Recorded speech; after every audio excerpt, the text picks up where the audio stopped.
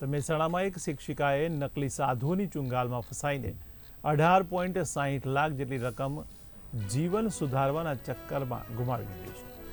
ત્યારે વિજાપુર તાલુકાના અભરામપુરા ગામની શાળામાં શિક્ષિકા તરીકે ફરજ બજાવતા શોભનાબેન વિક્રમભાઈ પટેલ દીકરાને સારી અને સંસ્કારી વહુ મળશે અને દીકરા ઉપર મોટી ઘાત આવી છે અને વિધિ કરવી પડશે અને વિધિ કર્યા બાદ જીવન ખુશહાલ બની જશે તેવી વાતો કરીને શિક્ષિકાને ફસાવ્યા હતા। ત્યારે શિક્ષણ આપવાનું કામ કરતા શિક્ષિકાને સાધુઓ જેમ કહેતા ગયા તેમ તે કરતા ગયા।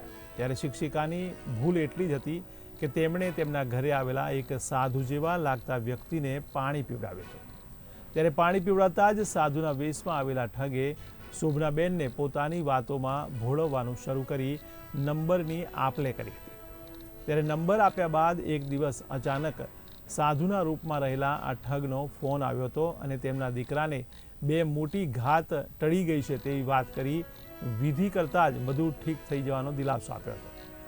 ત્યારે વિધિમાં દાગીના એક માટલીમાં મુકાવી ખોલવાનું ન કહેવામાં આવે ત્યાં સુધી ખોલવી નહીં તેવું કહેલું। જો કે ત્યારબાદ માટલી ખોલતા દાગીનાની જગ્યાએ માત્ર માટી નીકળતા છેતરાયા હોવાની ખબર પડી હતી। ત્યારે દાગીના સાથે કુલ 18.61 લાખની મત્તા સાધુના વેશમાં આવેલા આ ત્રણેય શખ્સોએ ઠગાઈ કરી હતી। ત્યારે લાડોલ પોલીસ સ્ટેશનમાં આ મામલે ફરિયાદ કરવામાં આવી છે।